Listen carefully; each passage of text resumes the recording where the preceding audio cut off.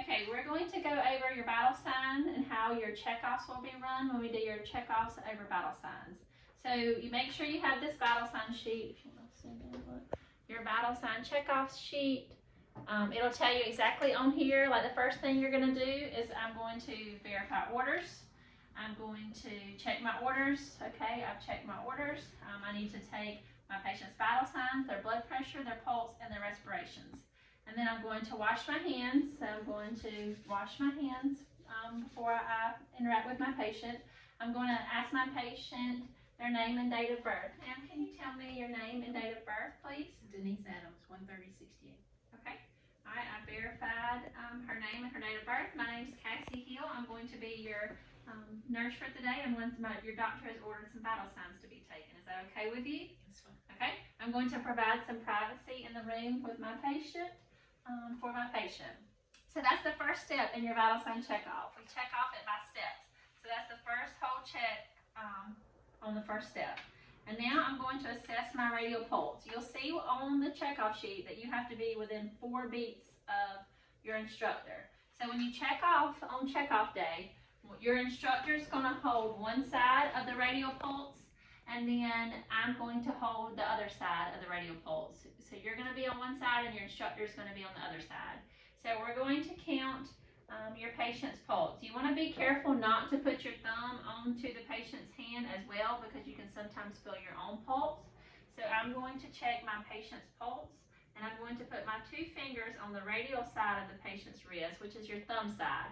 If you're over here on the pinky side, you're not in the correct area. So you want to make sure you're at the radial site for checking the pulse.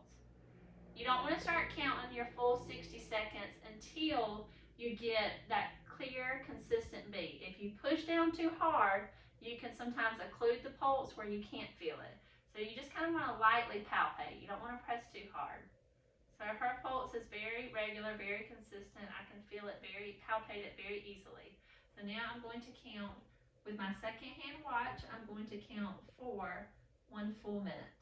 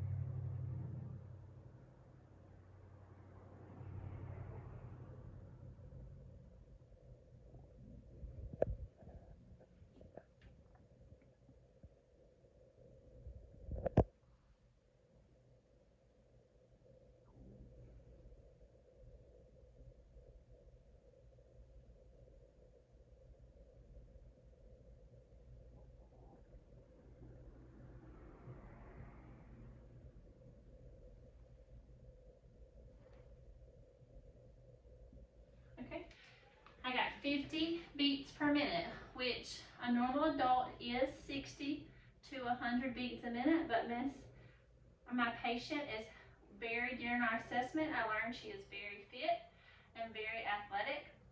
And so 50 beats per minute for her is okay. That's her within her normal range. Before I started my vital signs too, or if I was worried about her pulse, I would ask her, Miss Adams, what is usually your normal range? About 50 to 55. Okay, so then I'm not as concerned. If she told me her normal range was 90 and I just got a 50, I would be concerned, but that's her normal range. So now I'm going to progress on to taking my patient's respirations. You want to do this kind of secretively. You don't want to tell them, okay, Miss Adams, I'm going to take your respirations. Because what is the patient going to do? Hold their breath. They're going to kind of be nervous. You're watching them. They'll kind of alter their breathing pattern. So what you want to do is sometimes I'll just take, and after I've taken the pulse, I might just pretend I'm still taking the pulse without telling the patient, or if they're not breathing very deeply, I'll sometimes put my hand or my stethoscope, like I'm listening to the patient, behind them so I can feel them. Some people take very shallow breaths and it's hard to see them moving. So sometimes I'll put my hand right there where I can feel the rise and fall of the chest. So you just kind of want to make them think that maybe you're still taking their pulse so they don't alter their breathing pattern. So So now I'm going to assess her respirations, and I'm going to do that for a full minute.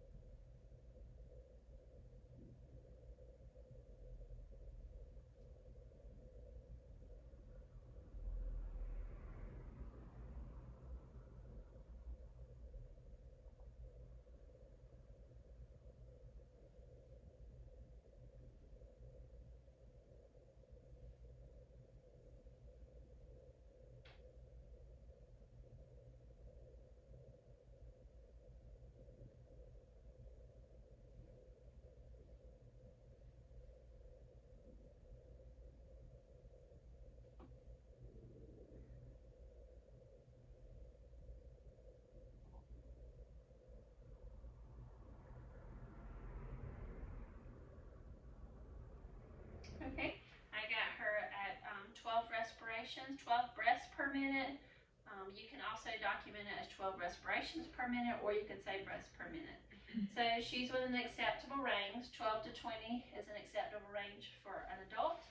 So I've checked her respirations, I've checked her pulse rate as well, and then now I'm going to assess her blood pressure and see what we find on that. So also, if she's a smaller patient, if she has you have to be careful to get the correct cuff size. So I would not want to get a very large cuff for Miss Adams. She's got a smaller arm circumference. They come in all different sizes. In the hospital, when we go to the hospital, we'll be able to show you, but you want to make sure you get an accurate blood pressure cuff size. If you have a very large patient, you don't want to use a regular blood pressure cuff. You could get an altered reading.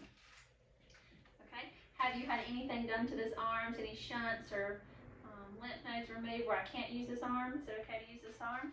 Okay. And you want to ask also as well, what's the normal blood pressure for you? About 120/70. 120/70. You don't want to, when you go to the hospital sometimes or the doctor's office, they just pump up to 200 all the way when they're pumping up. You don't want to do that. You only want to go up about 20 to 30 millimeters of mercury above their normal range. You don't want to pump their arms too tight, too high. All right, I'm going to put this on your arm. It's kind of going to give you like a hug, okay? I'm going to give you a little squeeze. And your blood pressure cuff has it lined up where it tells you to find that, where to line it up with your brachial artery. And you also can palpate. We'll practice this next week. Oh, wow, hers is bounding. Some people's are very hard to find, but you want to place the stethoscope directly over that brachial artery. And we'll practice this week in class with that. Oh, wow, this is very, very bounding. You doing okay? Am I hurting you? No. It's good also to talk to your patient while you're interacting with them, so they just don't feel like you're not, assessing their needs and communicating with them. All right, I'm going to take your blood pressure at this time. You can rest your arm down on the chair, okay?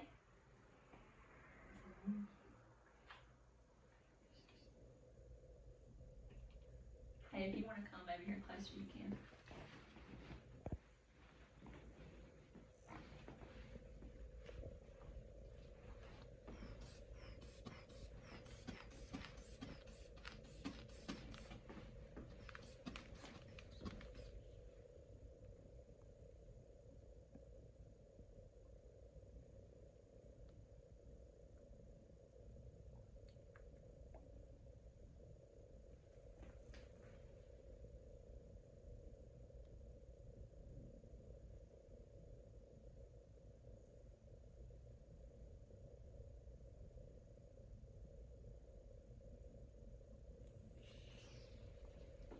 So I first heard, so you're going to record your systolic pressure is the first loud, clear, consistent sound that you hear.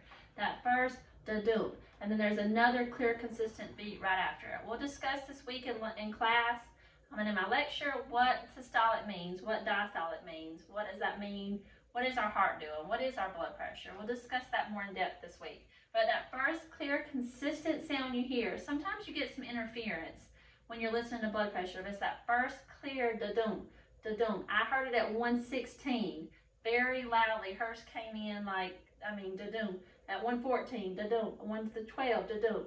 And it gets really loud in the middle. And we'll talk about that more this week too, about the sounds, the different Checkoff sounds. As it starts getting lower and low, it starts getting lower as it starts going down. Your diastolic pressure, your bottom number, that is the last sound, the last clear, distinct sound you hear. And hers went out about 66, was the last clear sound that I heard. So her blood pressure would be 116/66, which she told me her normal beforehand, so that was an appropriate blood pressure for my patient. All right, I'm gonna take this off of you now. You wanna be real careful when you're taking a blood pressure that you don't wanna pump up too fast. So I'll show you right here.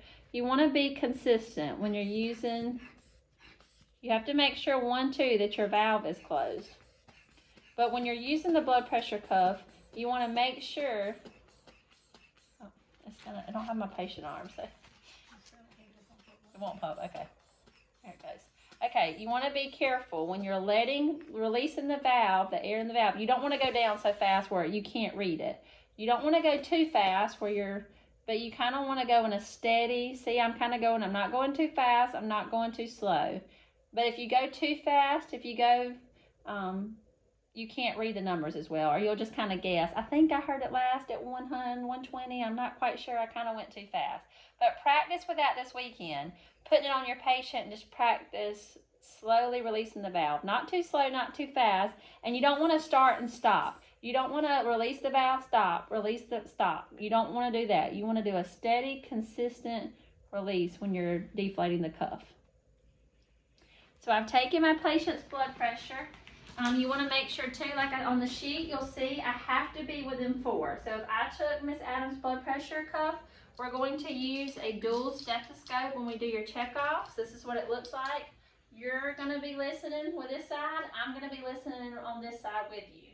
So you have to be within 4 millimeters of mercury total when you're listening to your patient. And it tells you that on here. You have to be within 4 total. So if I got 116/66, well, you got 120/66. That's still within 4 total. But it can't be 4 systolic and 4 diastolic. That would be 8. So it only has to be within 4. And then you have to, we'll talk about documentation this week, how you document it, the descriptors that you use when you're documenting vital signs. We'll talk about this week on my lecture, and we'll talk about that in class as well. And also, I'm going to make sure when I do the checkoff that I assess her pain level. So I'm going to talk about her,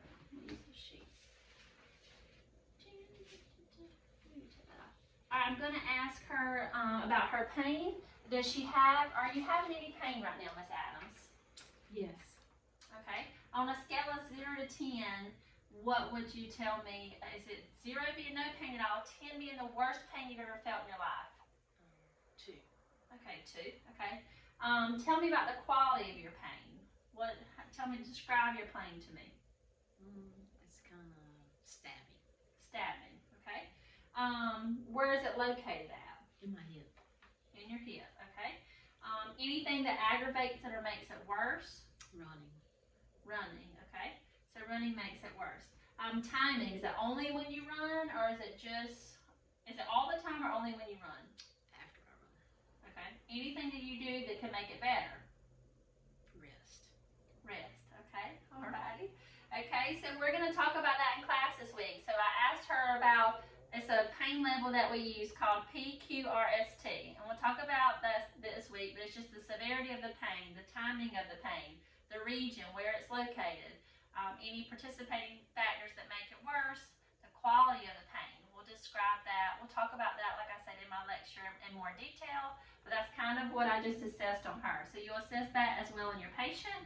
And then we'll talk about documentation. You'll document all those things that you did during our checkoffs at the bottom of the sheet and give it to your instructor. And you have 10 minutes to complete all of the skills that we just did. You have anything else?